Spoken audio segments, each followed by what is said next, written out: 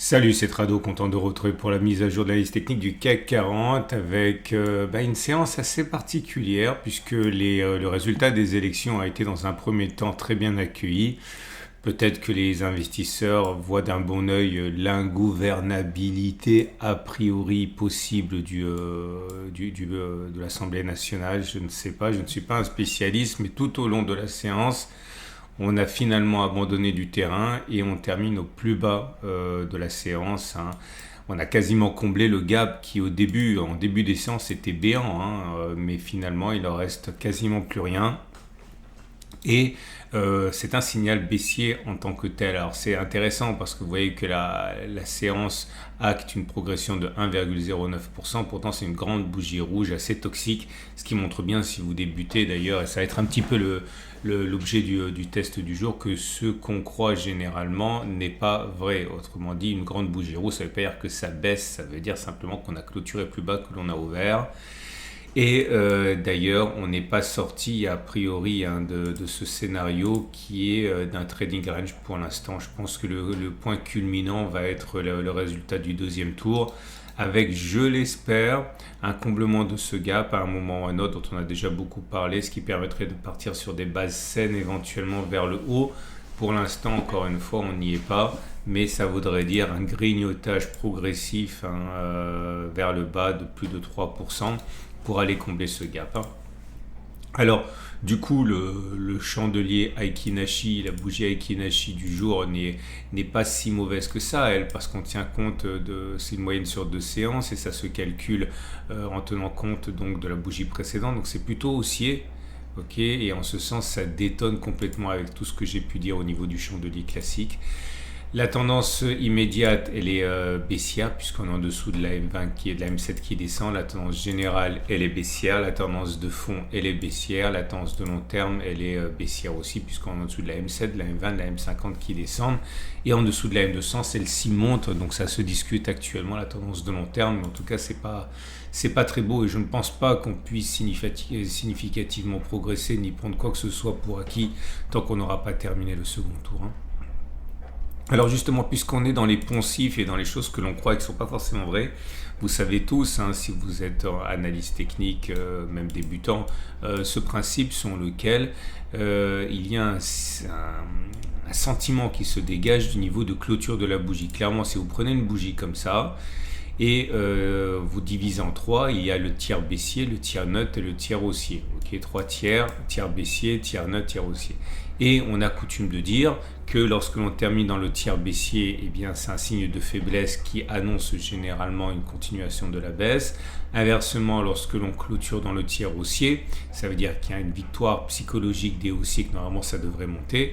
Et vous l'avez deviné, quand on termine dans le tiers neutre, ça veut dire que c'est indécis. Donc j'ai décidé de tester ça avec vous. Pourquoi ? Tout simplement parce que ça nous permet de tester quelque chose qui est assez neutre, hein. Ça ne demande pas beaucoup d'initiative que de simplement clôturer plus bas ou plus haut. On reste dans le trading range où tiens, ça pourrait être intéressant de mettre en application et de regarder si cette sagesse boursière classique, hein, fonctionne.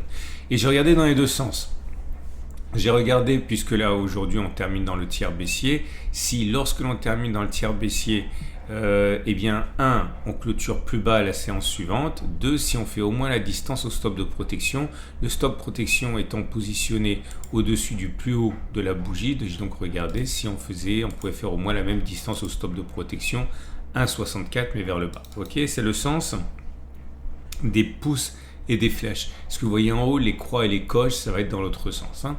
Alors là, par exemple, vous avez une flèche verte et un pouce vers le bas pour dire que on attendait une baisse, on a terminé dans le tiers baissier, on attendait une baisse, mais en fait on a clôturé plus haut. Ok, et on n'a pas du tout fait la distance au stop de protection vers le bas, c'est-à-dire on n'a pas fait 0,86 vers le bas, on a touché le stop de protection d'abord. Donc flèche et pouce vers le bas. Là par contre, on a bien clôturé plus bas, comme on va dire, on pense théoriquement, moins 0,68, donc ça c'était bon. Par contre, on n'a pas fait 1,25 vers le bas, on a fait 1,01, donc c'est un échec de la stratégie.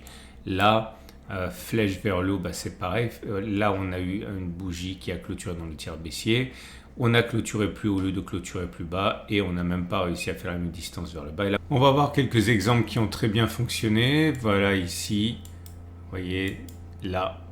Ici, on a bien terminé dans le tiers baissier, donc c'est un signal baissier. Est-ce qu'on a clôturé plus bas? Oui, on a clôturé plus bas. Est-ce qu'on a fait au moins la distance au stop de protection vers le bas, stop de protection au-dessus des plus hauts de la bougie 0,61? Oui, on a même fait beaucoup plus. Donc, flèche vers le bas et pouce vers le haut. Là, pareil, on a terminé dans le tiers baissier, signal baissier. On a clôturé plus bas, oui, largement. Stop de protection au-dessus des plus hauts à 0,50, on les a largement fait. Ok. Et je vais faire défiler en même temps l'autre exemple, c'est-à-dire l'inverse. Quand on termine dans le haut de la bougie, dans le tiers haussier, est-ce qu'on a clôturé plus haut? Oui, c'est le sens de la coche verte. Est-ce qu'on a fait une fois la distance au stop de protection positionné sous les plus bas? Donc moins 1,19, oui largement, donc il y a aussi une coche verte. Par contre là il y a deux croix rouges, pourquoi? Parce que on a effectivement bien eu le signal haussier, mais on a eu une bougie suivante qui était baissière et on n'a pas réussi de toute manière à faire la même distance au stop de protection à 24 vers le haut. On a fait 0,70 et puis après on a allé chercher le stop de protection, donc il y a deux croix rouges. Ok, donc je vais faire défiler tout ça. Et je vous cacherai pas que ça remet en cause quand même beaucoup d'éléments préconçus. Alors, je ne suis pas en train de dire que c'est pas vrai, je suis en train de dire simplement que sur le CAC 40, c'est pas forcément ce qu'il y a de mieux et ça implique justement, une fois de plus, que vous compreniez qu'avant de trader quelque chose, un signal, assurez-vous que le signal en question fonctionne bien. Donc voilà. Peut-on envisager, lorsque l'on a une clôture dans le tiers baissier, que l'on clôture plus bas la séance suivante, dans le sens de la baisse, effectivement, ça a fonctionné 25 fois, ça a échoué 19 fois, autrement dit, ça a fonctionné dans 56% des cas et ça a échoué dans 44%. Donc clairement, il est plausible que l'on baisse demain.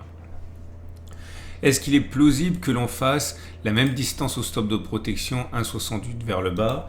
Historiquement, pas vraiment. Ça a fonctionné comme ça 22 fois et ça a échoué 24 fois. Autrement dit, uniquement 48%, c'est d'une chance sur deux. Donc oui, ça va baisser, mais statistiquement, on ne devrait pas baisser énormément. Avant d'aller chercher le stop de protection, éventuellement, on peut aller chercher le stop de protection et rebaisser encore après. Mais en tout cas, il faut bien faire attention à ce qu'on teste. Est-ce qu'on peut envisager, dans le sens de la hausse par contre, que lorsque l'on clôture dans le tiers haussier, eh bien, on continue de monter, eh bien là, pareil, c'est pas flagrant, ça a fonctionné comme ça 53% des cas et ça a échoué 47% des cas. Par exemple ici, voyons qu'on a clôturé sur les plus hauts et puis derrière on a fait une séance de baisse. Et peut-on envisager de faire la même distance au stop de protection mais vers le haut? Donc dans ce cas-là, par exemple, 1,22 vers le haut, dans ce cas-là, 1,18 vers le haut. Là, vous voyez, ça a fonctionné. Ben, en fait, pas vraiment non plus. Ça a fonctionné 15 fois et ça a échoué 17 fois, autrement dit 47%. Donc voilà, la logique veut que ça fonctionne mieux à la baisse qu'à la hausse, mais franchement pas de manière très, on va dire, convaincante, je trouve.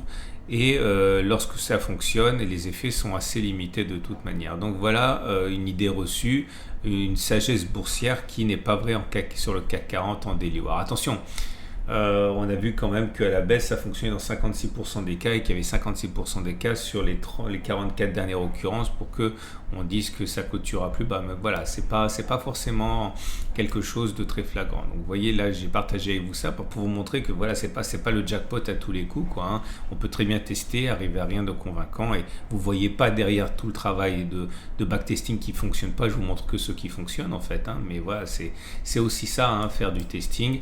C'est beaucoup de coups d'épée dans l'eau. Ok, donc on l'aura compris, oui, demain on peut envisager que ça baisse.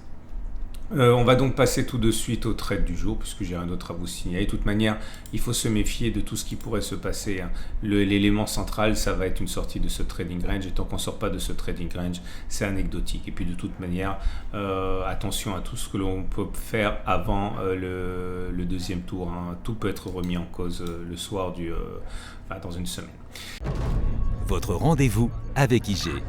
IG, bien plus que du trading. Une équipe d'experts à vos côtés. Donc, ce qui nous amène au trade du jour, je l'ai dit, voilà, si vous êtes baissier, vous pouvez parier sur une continuation de la baisse pour aller fermer le gap ici. Vous dites tout ce qui se passe de toute manière, et puis la séance du jour le montre bien, c'est très fébrile. On vise un comblement du gap, on met un stop de protection au-dessus des plus hauts ici. Ça fait 1,5 de ratio gain risque, c'est pas mal. Ok. Maintenant, vous pouvez envisager au contraire de parier à la hausse, dire non, le pire est écarté, les marchés sont rassurés, on a fait le pire au moment où on a fait les plus bas du 28 juin. Vous dites voilà, on va aller chercher le gap en haut, pourquoi pas, stop de protection, même sous les plus bas pour se préparer contre une attaque baissière. Vous avez un risque de 1,3, ça tient. Voilà. Il ne me reste plus qu'à vous saluer. N'oubliez pas trois choses. Un, vous avez plein de vidéos qui vous attendent. Deuxième chose, c'est le jour 2 de l'opération spéciale à moins 35% pour les archives du cercle. Ces 40 stratégies que l'on utilise dans le cercle privé des tradosoriens. Il y a une vidéo par transparence, c'est juste là, pour voir un petit peu ce que je propose avec les cadeaux que je vous mets également dans le panier. Vous avez des témoignages en dessous de la vidéo en question là. Et il ne me reste plus qu'à vous saluer, une excellente journée et à demain pour la mise à jour. J'ai mis plein de choses dans l'onglet communauté de la chaîne YouTube du trading et également des opportunités de moyen long terme. À demain pour la mise à jour.